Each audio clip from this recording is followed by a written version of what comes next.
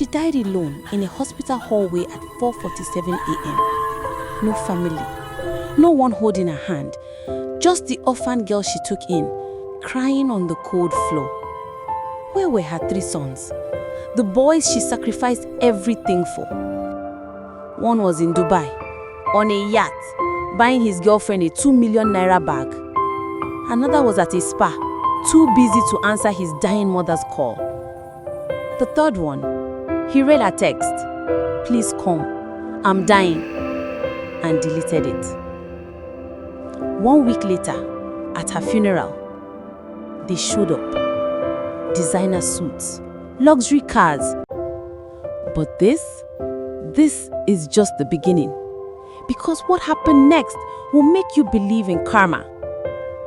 This is the story of Mama Clara. 3 ungrateful sons, 1 loyal daughter, and the day everything changed. This is Broken Bonds. The rooster crowed as darkness still covered the village.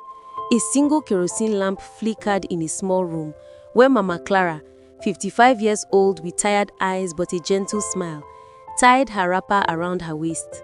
Her hands were rough from years of work, her back slightly bent from carrying heavy loads. She walked to the next room, where a young girl slept on a mat on the floor. "Grace, my child, time to rise," she whispered. Grace opened her eyes immediately. She didn't complain. She never did. She sat up, reached for the one cloth beside her mat and tied it around her waist. They moved in silence, a dance they'd done for 14 years. Grace packed dried fish into small nylons. Mama Clara counted yesterday's money, crumpled naira notes, some torn and taped together. 68 naira profit. God is faithful, Mama Clara said. Grace smiled. "Every little counts, Mama." They loaded their baskets. Rice, beans, gari, groundnut oil measured in small bottles. Everything was small here. Small measures for small pockets. But it fed them. As they walked the dark path to the market, Grace asked, "Mama, you think the boys will come home for Christmas?" Mama Clara's face softened with hope. "They will," Daniel promised. "That's what he said last Christmas too," Grace replied quietly. Mama Clara's voice became firm but kind. "Don't speak that way about your brothers. They are busy building their lives. You should be proud." Grace said nothing, but her eyes said everything. 14 years ago, young Grace, only 8 years old, had stood dirty and crying in the rain outside a police station. Her parents' bodies had just been pulled from a crushed vehicle, blood on the road. No relatives came to claim her. Mama Clara, younger and stronger then, had arrived at the station to report a stolen chicken. She saw the little girl shivering. "Officer, this child, where will she go?" Mama Clara asked. "Orphanage, probably. No family," the officer replied. Mama Clara looked at the girl, then at her own 3 sons waiting outside. Daniel was 14, Michael was 12, and Sama was 10. "I'll take her," Mama Clara said. "Madam, you are already struggling with 3, the officer protested. "Then, I'll struggle with 4. God never gives you a mouth without a meal." She wrapped her shawl around little Grace. The girl stopped crying and looked up at this strange woman with kind eyes. "Are you my new mama?" young Grace whispered. Tears filled Mama Clara's eyes. "Yes, my child. From today, you are mine." The 3 boys stared. Daniel frowned. "Mama, we barely have enough food." "Then, we'll eat smaller portions, but we will not leave a child to suffer. That's not how I raised you," Mama Clara said firmly. Now, years later, Grace and Mama Clara arranged their goods at the market stall. Other traders arrived. Some greeted warmly, others whispered loud enough to be heard. "See Mama Clara. Her 3 sons are big men now, living in mansions, yet she's still here selling gari. I heard Daniel drives 3 cars. 3! But his mother still walks barefoot to market. That's what happens when you raise ungrateful children." Mama Clara pretended not to hear, but her hands shook slightly as she arranged the rice. Grace saw it. Her jaw tightened. "Mama, let me go yell at those women." Mama Clara grabbed her hand. "No, my child. People will always talk. Let them. We know the truth." What truth, Mama? That you sold your last wrapper to send Daniel to university? That you went 3 days without eating to pay Michael's school fees? That Samuel's business started with your life savings? Grace, please, Mama Clara said softly. They owe you, Mama. Everything they have, you gave them. Mama Clara's voice was firm but soft. A mother doesn't keep account of what she gives her children. Love is not a debt. Grace wanted to argue, but she saw the tears forming in Mama Clara's eyes. She swallowed her anger and held her mama's weathered hand. One day, Mama, one day, they'll remember. They have to. But deep down, she wasn't sure they would. Meanwhile, in Lagos, in a mansion in Lekki, Daniel stepped out of a black Range Rover, designer suit, gold Rolex, expensive cologne. His phone rang non-stop with business deals, contracts, money flowing like water. His girlfriend Jessica, 25 years old with light skin and Instagram-perfect looks, draped herself on his arm. Long Brazilian weave, fake lashes, designer everything. Baby, I saw this bag online. Only 2 million naira. Send me the link, Daniel replied without even blinking at the price. Money meant nothing now. Inside the mansion, his brothers waited. Michael, 26 years old, wore a 3-piece suit, a real estate mogul. Samuel, 24 years old, wore designer sneakers, owner of a car dealership. They toasted champagne, their women beside them.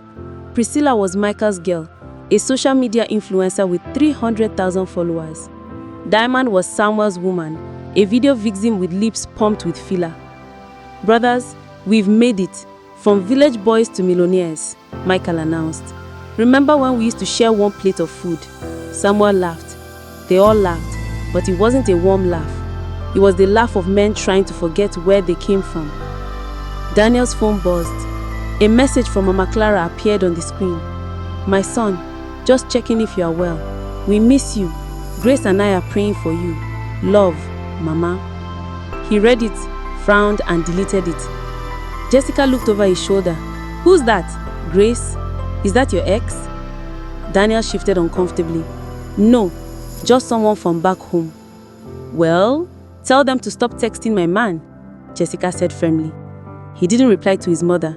He opened another business email instead. Across the room, Michael's phone rang. The screen showed Mama, but he declined the call.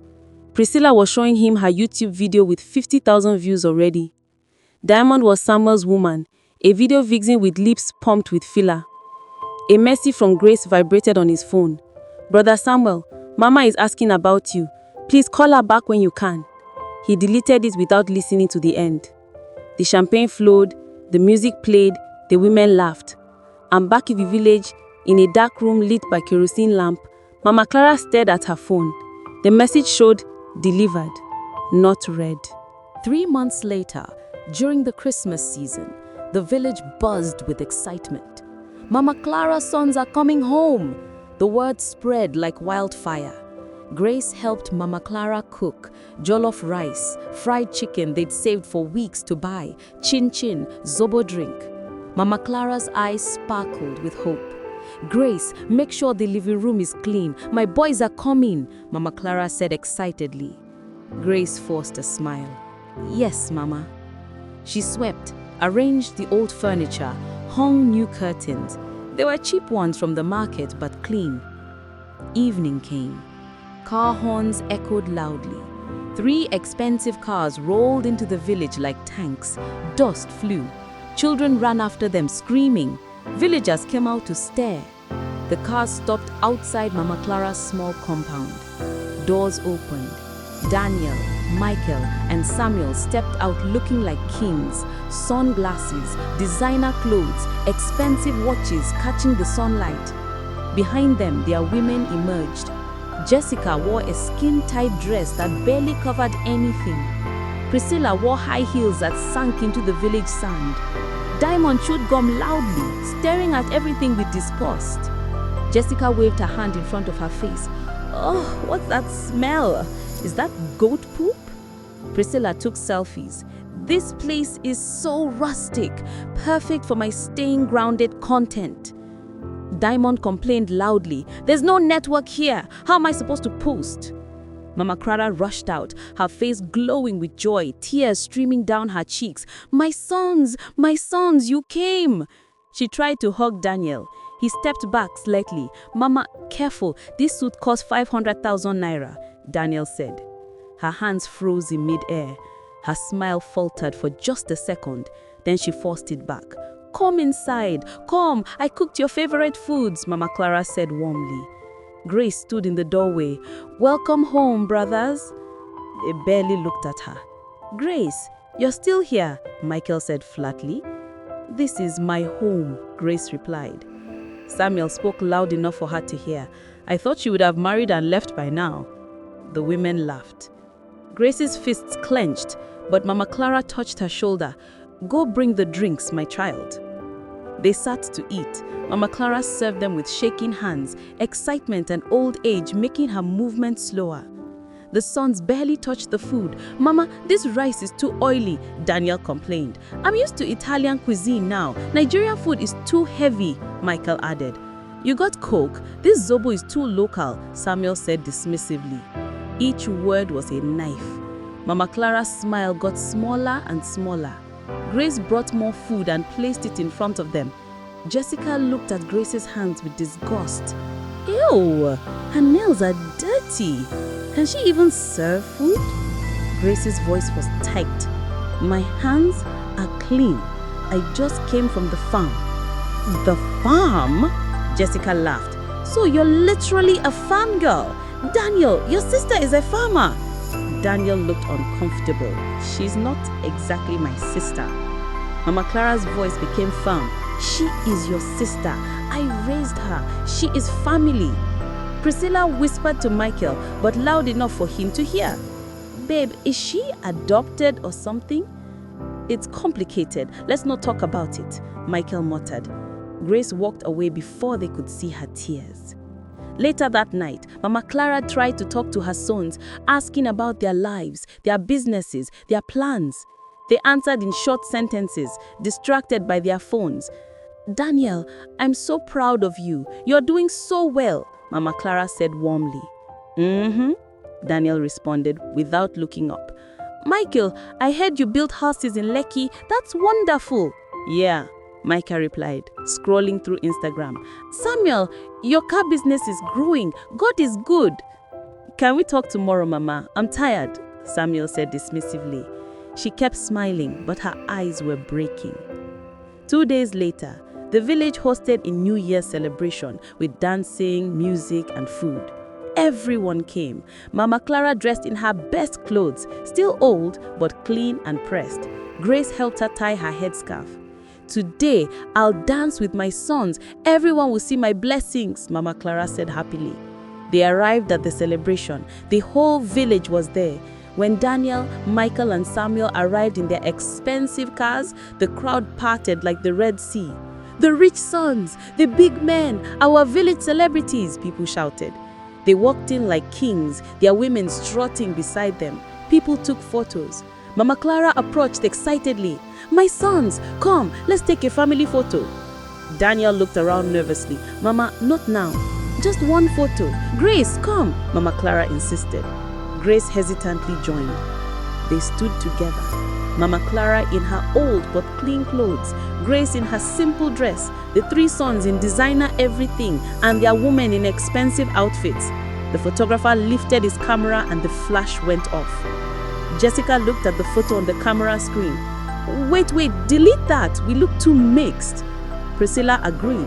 "Yeah, can we take one with just us?" She pointed to herself, the brothers, and Diamond. Daniel spoke quietly. "Mama, why don't you and Grace take your own photo? We'll take ours separately." Mama Clara's voice broke. "But we are family." Michael whispered, yelled, "Mama, you're embarrassing us. Look at what you're wearing." The crowd had gone silent. Everyone was watching and listening. Grace stepped forward. "What's wrong with what she's wearing? She looks fine." Samuel said angrily, "Stay out of this, Grace. This is family business." "I am family," Grace shouted. Diamond spoke in a loud, mocking tone. "Girl, you're not family. You're charity." The whole celebration heard it. People gasped and murmured. Some laughed. Mama Clara's face crumbled. She tried to hold back her tears, but they fell anyway. "I just wanted one photo with my children," Mama Clara said in a small voice. Daniel sounded frustrated. "Fine, take the photo." But his face was angry, not loving. They took the photo, but there were no smiles, no warmth, just duty. After the photo, the brothers walked away quickly, joining their friends, drinking and laughing. Their women stayed by their sides. Mama Clara and Grace stood alone at the edge of the celebration. People whispered and pointed. "Did you see how they treated her? After everything she did for them, money changes people, turns children into strangers." Grace held Mama Clara's hand. "Let's go home, Mama." Mama Clara wiped her tears. "Did I raise them wrong, Grace? Did I not love them enough?" Grace's voice shook with anger and pain. "You loved them too much, and they don't deserve it." They walked home. Behind them, music played. The brothers danced with their women. They had already forgotten, but Grace didn't forget, and she would never forgive. 6 months later, Mama Clara woke up coughing. Not the normal cough. Deep, violent, scary. Grace rushed to her side. "Mama, what's wrong?" Mama Clara gasped for air. "Just my chest feels tight." Grace helped her sit up. Mama Clara's face was pale, her hands cold. "We're going to the clinic now," Grace said firmly. At the local health center, the nurse took her blood pressure. His face went serious. "This is very high, dangerously high. She needs to be in a hospital," the nurse said. "How much will it cost?" Grace asked. He wrote a number. Grace's heart sank. She counted her savings, not even half enough. "Can we start treatment and pay small?" Grace asked desperately. "The hospital doesn't work like that. I'm sorry," the nurse replied. Grace sat beside Mama Clara, holding her hand. Mama Clara was weak, but still smiling. "Don't worry, my child. God will provide," Mama Clara said softly. Grace's tears streamed down her face. "Mama, I'm going to call your sons. They'll help. They have to." Mama Clara's smile faded. "Grace, don't beg them.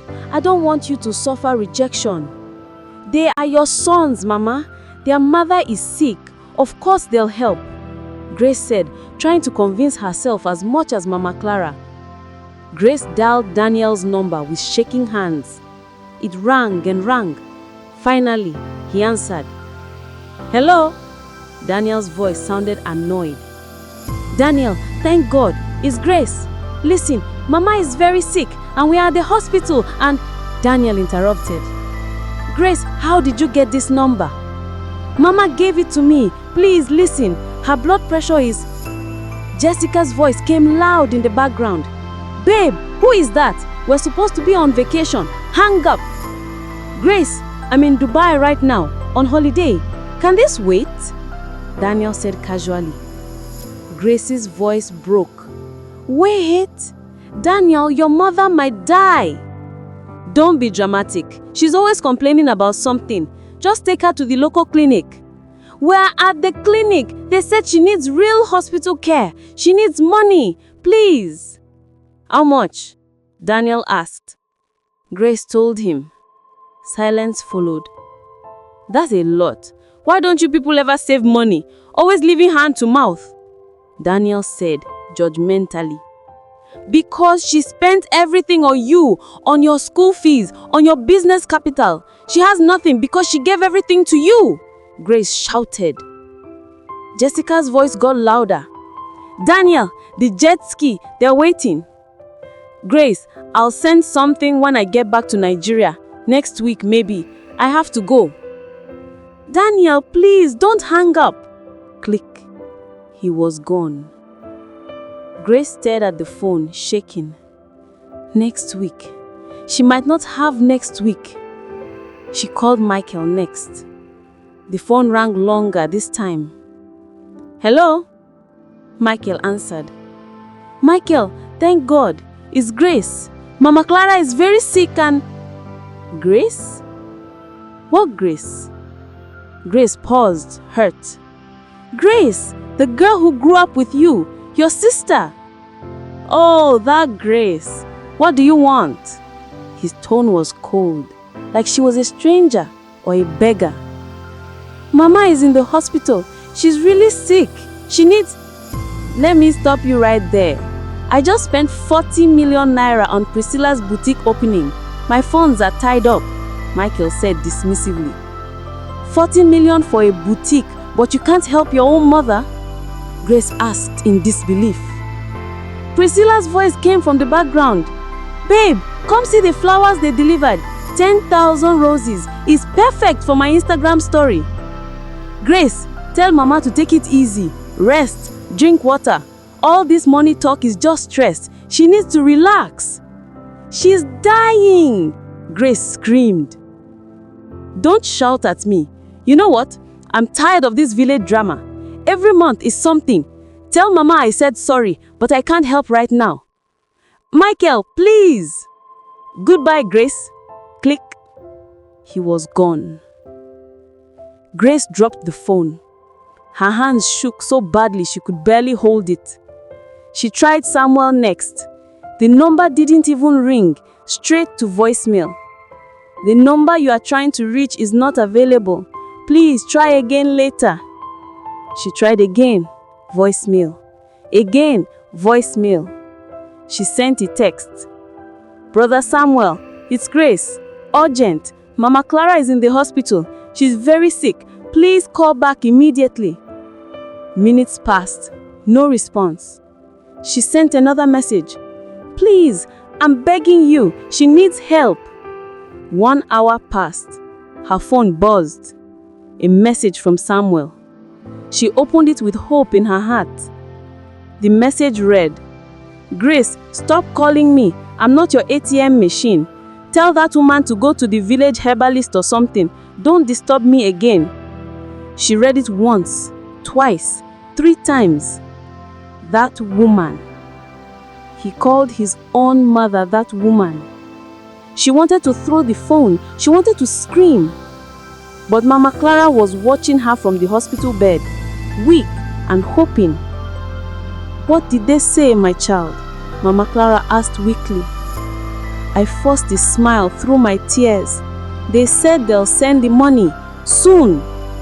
It was a lie. But she couldn't break her mother's heart more than it was already broken. That night, Grace sat outside the hospital.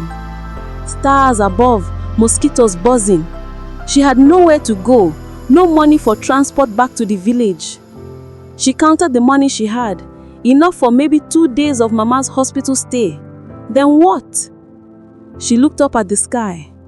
God, if you are there, if you are real, please, help me. I don't know what to do. She's all I have. Please don't take her from me. A nurse came out. Your mother is asking for you. Grace rushed inside. Mama Clara looked so small in that hospital bed, so fragile. Grace, come here, Mama Clara whispered. Grace sat and took her hand. My child, if I don't make it, Mama Clara Bana, don't say that. You are going to be fine, Grace interrupted. Listen to me. If I go, don't hate your brothers. They are lost, but they are still my sons. Mama, they don't deserve your love, Grace protested. Mama Clara's tears fell. Love is not about deserving, it's about giving. I gave them everything, but I don't regret it because that's what love does. But they hurt you, Mama. They hurt you so much. Yes, and it hurts. Oh God, it hurts. Mama Clara cried quietly. But I still love them. I can't stop loving them. They came from my body, from my heart. She squeezed Grace's hand weakly. But you, my sweet Grace, you didn't come from my body, but you came from God's heart. He gave you to me when I needed you most. You stayed when others left. You loved me when others forgot. Thank you, my daughter. Grace sobbed. Mama, don't talk like you are leaving. Please, fight. Stay with me. Mama Clara smiled weakly. I'm tired, my child. So tired. But I'll try. For you, I'll try. She closed her eyes. Grace watched her breathe. Each breath sounded harder than the last. 3 days later, in the early morning at 4:47, the hospital was quiet except for beeping machines. Grace was asleep in the chair beside Mama Clara's bed. She hadn't left, hadn't gone home, hadn't changed clothes. Suddenly, the beeping changed. It became faster, then slower, then turned into one long, continuous beep. Grace jolted awake. Mama! Mama Clara's eyes were open, looking at Grace. She smiled one last smile, full of love, full of peace. Thank you for being my daughter, Mama Clara whispered, so soft Grace barely heard it. And then she was gone. Mama! Mama! Mama! Grace screamed. Nurses rushed in. The doctor came. They tried, but it was too late. I'm sorry. She's gone. Time of death, 4:49 a.m. Grace fell to the floor. Not crying, not screaming, just broken. Then the scream came from deep inside. A sound of pure agony. Mama! Mama! Mama! The hospital hallway echoed with her pain. 1 week later, the village buried Mama Clara. It was a small funeral. A few market women attended. Some church members came. Grace sat in the front row, alone. Her eyes were empty. She hadn't cried in 3 days. There were no tears left. The coffin was simple, the cheapest one. It was all Grace could afford. The pastor spoke. Sister Clara was a woman of great love. Grace stared at the coffin. I'm sorry, Mama, she whispered. I'm sorry I couldn't save you. Then she had it. Car engines, loud, expensive. 3 luxury cars pulled up. Everyone turned to look. Daniel, Michael, and Samuel stepped out. Designer black suits, dark sunglasses. They looked like they were attending a fashion show, not their mother's funeral. Behind them came Jessica, Priscilla, and Diamond, all in dramatic black dresses, high heels, full makeup. Jessica spoke in a loud whisper. Make sure you get good angles. This is going to be great content. Priscilla was already taking selfies. Sad, but make you fan show. Diamond complained. Is there food after? I'm starving. The brothers walked toward the graveside. People watched in disbelief. Daniel spoke to the pastor. Sorry, we're late. Traffic. We were just about to lower the casket. Good, we made it in time, Michael said casually. They stood at the grave, but not beside Grace. They stood away from her, like she was contaminated. Grace looked at them. Her face was stone. You came, Grace said, her voice low and dangerous. Of course we came. She was our mother, Samuel replied. Grace's voice rose. Your mother? Your mother? The whole funeral watched. Where were you when she was dying? Where were you when she was calling your names in that hospital bed? Grace shouted. Daniel tried to calm her. Grace, please, let's not make a scene. Make a scene? Your mother is dead because of you, and you're worried about making a scene? Grace's voice was full of rage. Jessica stepped forward. Excuse me, but who do you think you are? Grace turned to her with eyes like fire. I'm the one who stayed. I'm the one who held her hand when she died. Where were you? Oh, right, in Dubai, on vacation. While your boyfriend's mother was taking her last breath. Jessica looked offended. I don't have to listen to this. No, you listen. All of you, listen, Grace commanded. She pointed at the brothers, her voice shaking with rage and pain. This woman sold her last piece of cloth to pay your school fees, Daniel. She went hungry for weeks to send you to university. And when she needed you, you said next week. There is no next week. She's dead. Daniel looked down. I didn't know it was that serious. You didn't ask. You didn't care. Grace shot back. She turned to Michael. And you spent 40 million on a boutique for your girlfriend, but couldn't spare anything for your mother. The woman who carried you for 9 months, fed you from her own plate. Michael tried to defend himself. That money was already allocated. Allocated? Allocated. Your mother needed to live and you allocated her death. Grace cracked. She turned to Samuel, her voice breaking. And you called her that woman.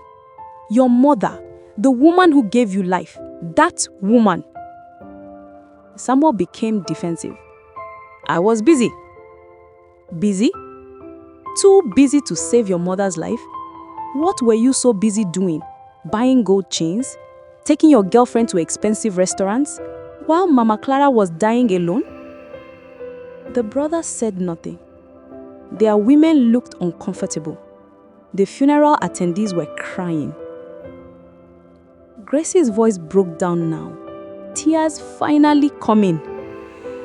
She loved you, even when you abandoned her, even when you pushed her away, even when you were ashamed of her. She loved you. She walked to the coffin and placed her hand on it. She spent her last days hoping you would come, hoping you would call, hoping you still cared. Grace was sobbing now, but you didn't. You killed her with your absence, with your shame, with your pride. She looked at them one last time. I hope your money keeps you warm at night, because you have nothing else. No mother, no family, no heart, just money. She walked away from the grave, past them, not looking back. Daniel called after her. Grace, wait, we can talk. Grace did not turn around. There's nothing to talk about. I'm leaving this place. I'm leaving all of you, forever. Where will you go? Michael asked. Grace finally turned, tears streaming down her face. Anywhere you're not. She walked away, out of the funeral, out of their lives. The brothers stood at their mother's grave. For the first time, they realized what they had lost. But it was too late. The coffin was lowered into the ground. The sound of it hitting the bottom echoed like thunder. That sound would haunt them forever. 2 years later, everything changed. Daniel came home early from work. He had a surprise for Jessica. Diamond earrings worth 5 million naira. He opened the bedroom door and froze. Jessica was there, in their bed with another man. What is this? Daniel's voice shook. Jessica didn't even look embarrassed. She was casual. Oh, you're home early. The man laughed while getting dressed. Bro, thanks for taking care of my woman. You've been a great ATM. Your woman? Daniel couldn't believe it. Jessica shrugged. Danny, don't be dramatic. You are nice, but you were just convenient. I married you. I gave you everything. Daniel shouted. Jessica laughed. And I took everything. Check your accounts, honey. All of them. Daniel pulled out his phone with shaking hands. He opened his banking app. Account balance, 0 naira, 0 kobo. His hands started shaking. What did you do? Daniel whispered. Jessica smiled coldly. Joint account, remember. You gave me access. I've been transferring money to my real man for months. She kissed the other man. Come on, baby, let's go. We're done here. They walked out, laughing. Daniel fell to his knees. Everything was gone. 2 days later, police arrived. Fraud charges, debts in his name. Jessica had opened credit cards, taken loans, signed contracts, all in his name. His business collapsed. His house was seized. His cars were repossessed. Within a month, Daniel, The proud firstborn was broke, homeless, destroyed. Michael's downfall came differently, but just as devastating. He came home excited one day. A big contract had been signed. Money was coming in. "Priscilla, baby, I have great news," Michael called out. The house was quiet, too quiet. He walked into the living room. A single envelope sat on the table with his name written on it. Inside were legal documents, transfer of property ownership. All his houses, all his lands, all his businesses signed over to Priscilla. His signature was on the documents, but he didn't remember signing them. Then he remembered. 3 months ago, Priscilla had been crying, saying she needed him to sign partnership papers for her business. He'd signed without reading. Michael called her frantically. "Priscilla, what is this?" Voicemail. He called again.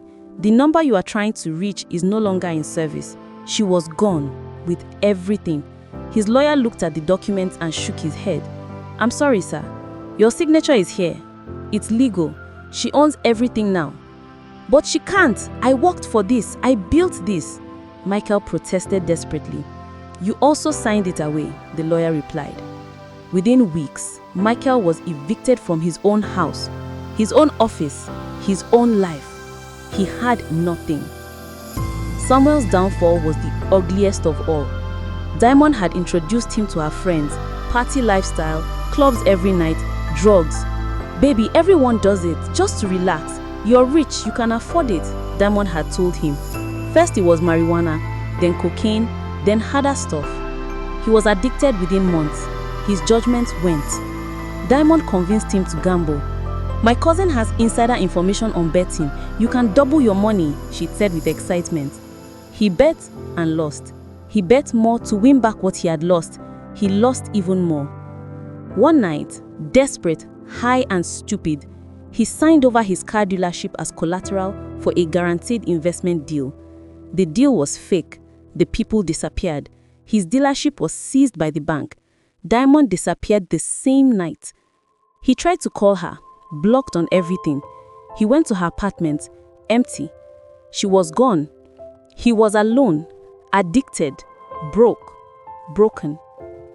3 weeks later, he was found sleeping in his old car, the last one he had, parked in front of the dealership that used to be his. Security didn't recognize him. They chased him away like a beggar, because that's what he was now, a beggar.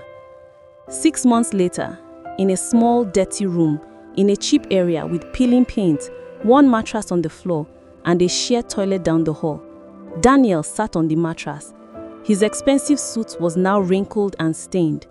No more jewelry, no more watches. The door opened. Michael walked in carrying a plastic bag with bread and tea. His designer clothes were gone. He wore a faded shirt and torn trousers. "I got food. It's not much," Michael said quietly. "Thank you," Daniel replied. They shared the bread in silence. Two proud men now eating like refugees. The door burst open. Samuel stumbled in. He looked terrible, thin, eyes sunken, hands shaking. "Brothers," Samuel's voice was weak, "I have nowhere else to go."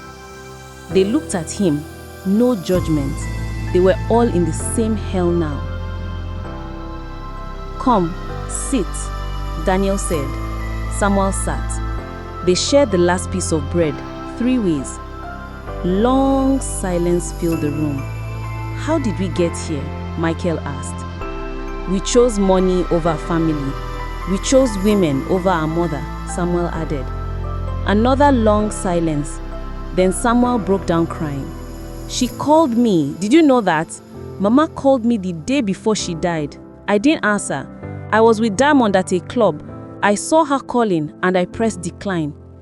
He sobbed now, face in his hands. "That was the last time she tried to reach me and I pressed decline." Michael started crying too. "I told Grace Mama just needed to rest, to drink water. I said her problem was stress, but it was me. I was her stress, all of us." Daniel sat silent, but tears ran down his face. "I was in Dubai, buying Jessica a bag worth more than Mama's funeral. While Mama was dying, I was buying a bag. All 3 brothers sat in that dirty room crying. Those women took everything, Daniel said. No, we gave them everything.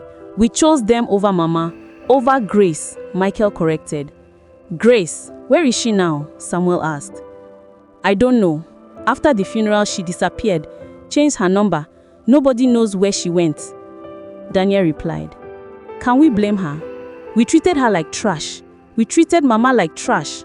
Michael said sadly. We have to find her, Daniel said firmly. Why would she talk to us? We're the ones who killed Mama, Samuel protested. Daniel's voice became firm. We didn't pull a trigger, but we broke her heart. We abandoned her. We are guilty. So what do? Michael asked. We find Grace. We apologize, not because we deserve forgiveness, but because she deserves to hear the truth. What truth? Samuel questioned. That we were wrong, that we're sorry, that we destroyed the only family we had. They sat in that dark room, 3 broken men who once had everything and now had nothing but regret. Months passed as the brothers searched for Grace. They started asking around the village, neighbors, market women, church members. One neighbor looked at them with disgust. You are looking for Grace now, after everything? Another neighbor shook her head. That girl disappeared after the funeral. Said she had no family left. A market woman told them, I heard she went far away, maybe Port Harcourt or Abuja. Nobody knows for sure.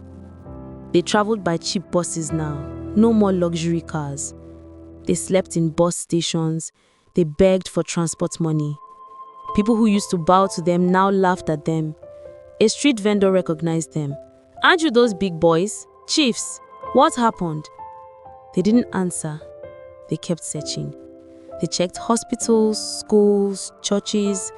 Every lead was a dead end. Months passed. They were running out of money, running out of hope. Then one day in Port Harcourt, an old woman at the market said something that changed everything. Grace, young woman, very kind, I know her. She teaches at Grace Mission School, takes care of orphans, the old woman said. Their hearts pounded. Where is this school? Daniel asked urgently. She gave them directions.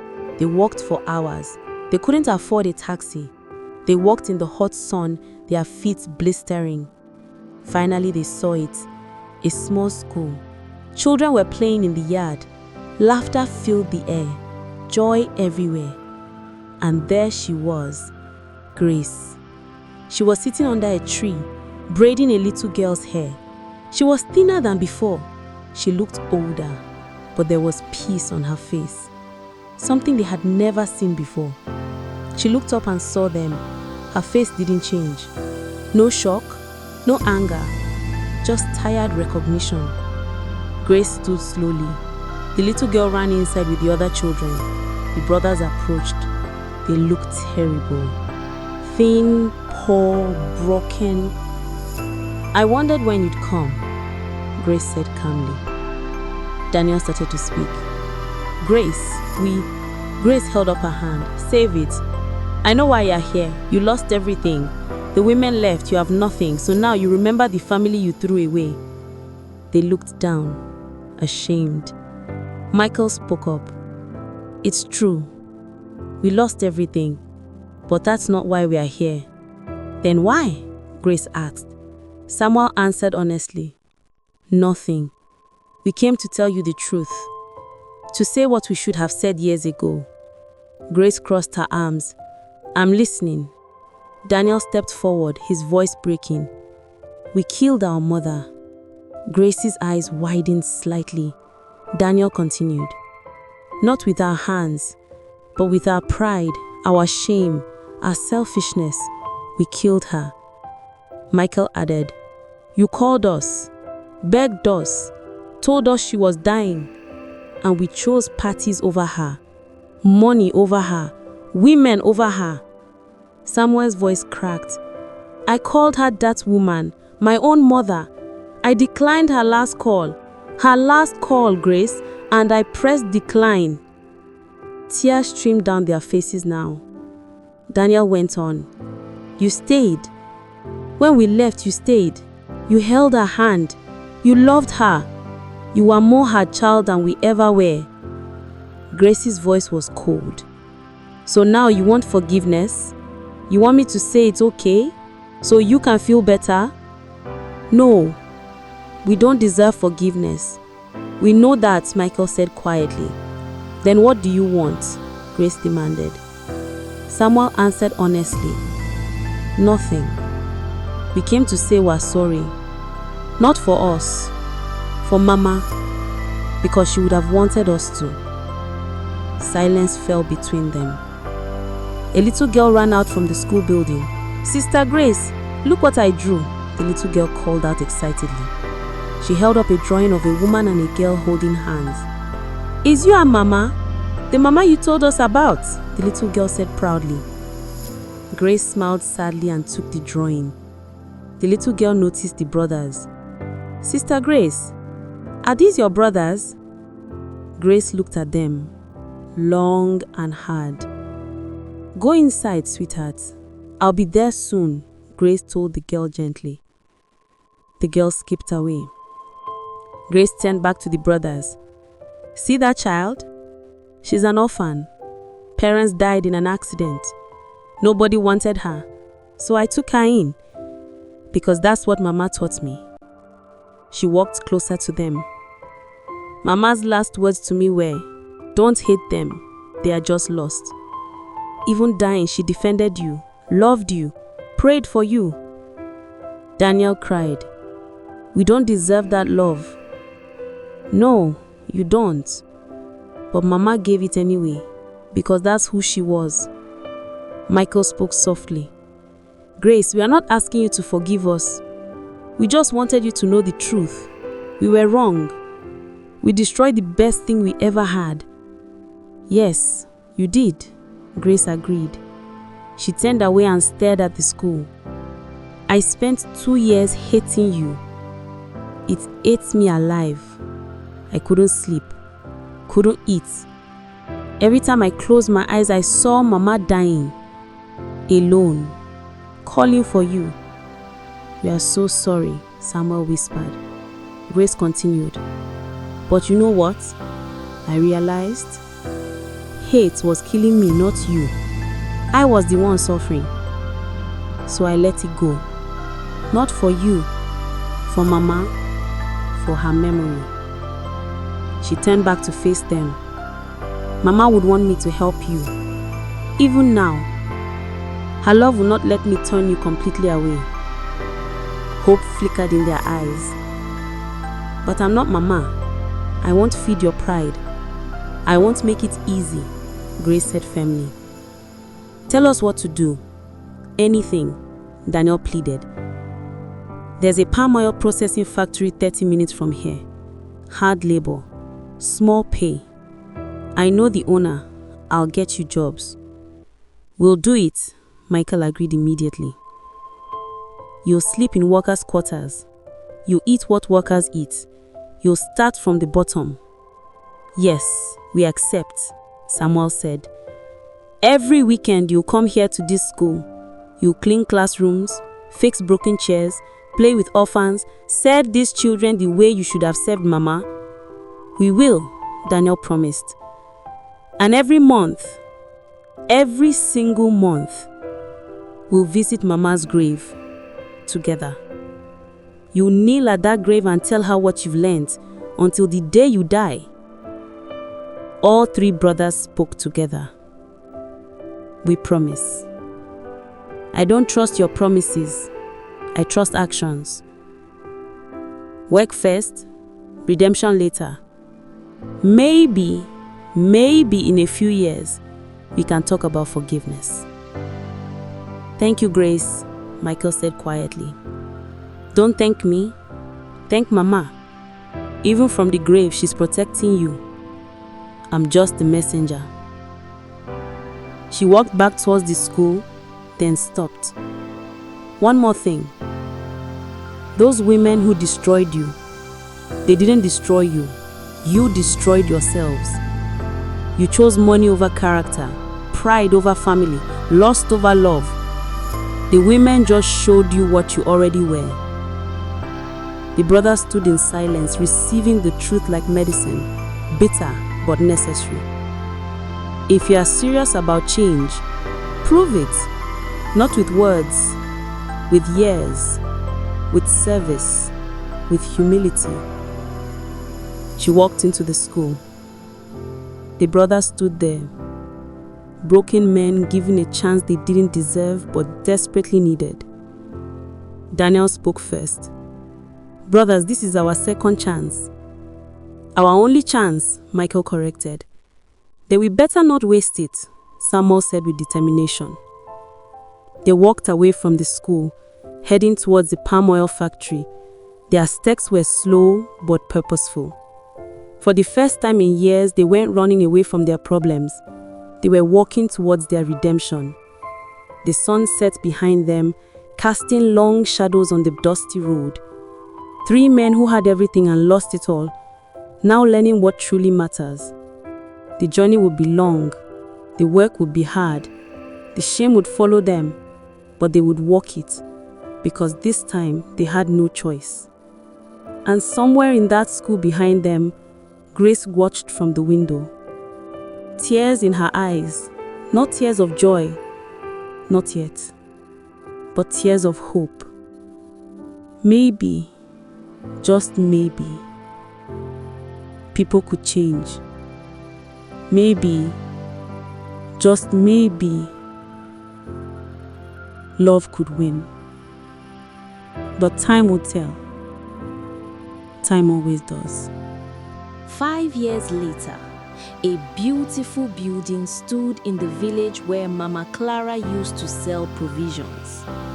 Mama Clara Memorial Foundation, House of Hope for Orphans and Widows.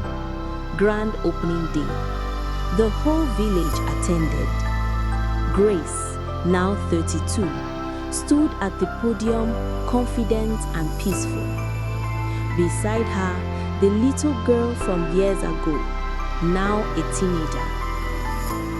5 years ago, I buried the woman who gave me life, not through birth, but through love.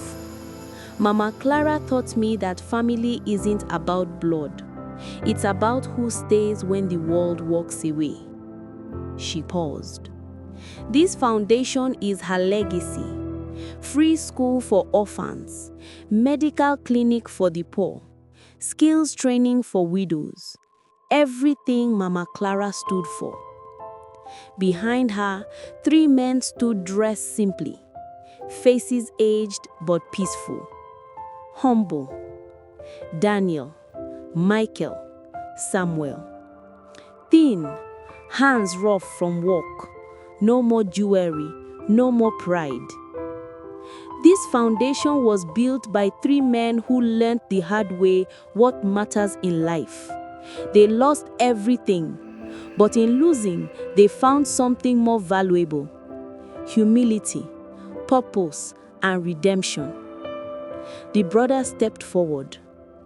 5 years ago, I was a millionaire, but I was poor in the things that mattered. I had money, but no character, Daniel said.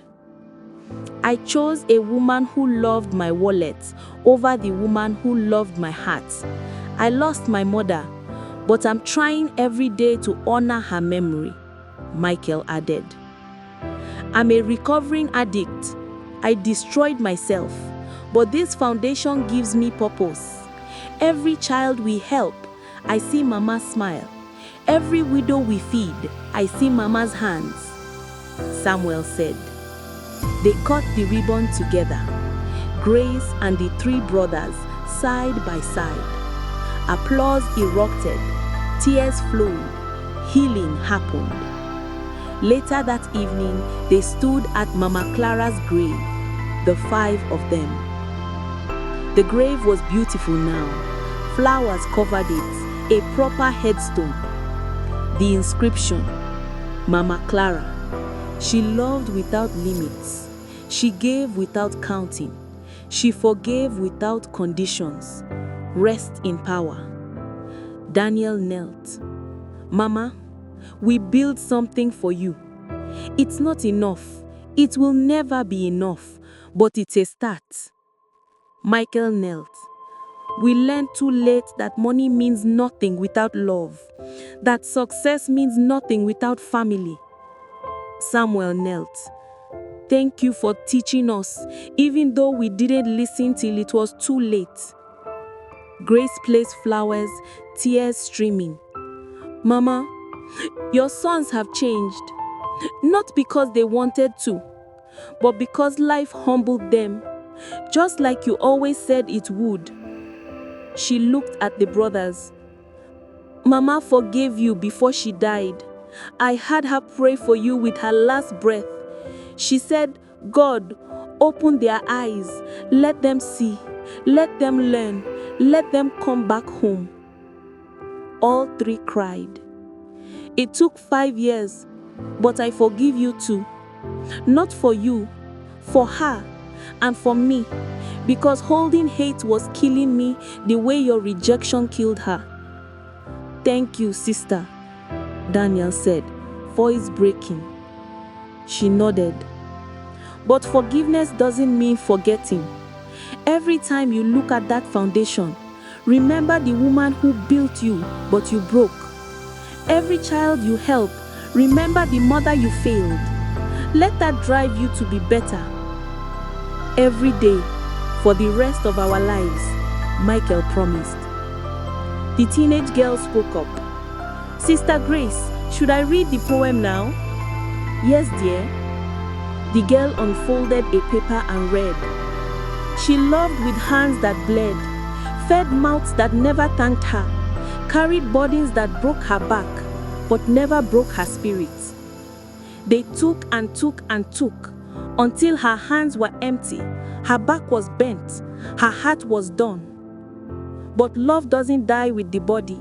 It echoes in the seeds she planted, in the stranger she called daughter, in the boys who finally came home. Too late to hold her, but not too late to honor her, not too late to become who she always believed they could be. Silence. Only crying. Grace placed her hand on the grave. Rest well, Mama. Your work is done. We'll take it from here. The sun set behind them. 5 people at one grave. A family broken and remade. 1 year later, the foundation bustled with life. Children laughed. Widows learned skills. The clinic served people. Daniel taught orphans mathematics. Patient, kind, no more pride. Michael built houses for homeless families with his own hands, sweating, working, humble. Samuel ran support groups for recovering addicts, sharing his story, helping others. Grace and the teenage girl planted flowers at Mama Clara's grave together. The 4 of them sat under the tree at the school, eating simple food, laughing, healing. Text appeared. In memory of every mother whose sacrifice went unnoticed, in honor of every child who stayed when others left. Family is a gift. Don't realize it when it's too late. Grace's voice came as a whisper. Mama used to say, a child who doesn't value their mother's sacrifice will learn the lesson from life itself. We learned. We just wish we'd learned sooner. The final image, Mama Clara's grave with fresh flowers. The wind blew. A butterfly landed, then flew away. Peace.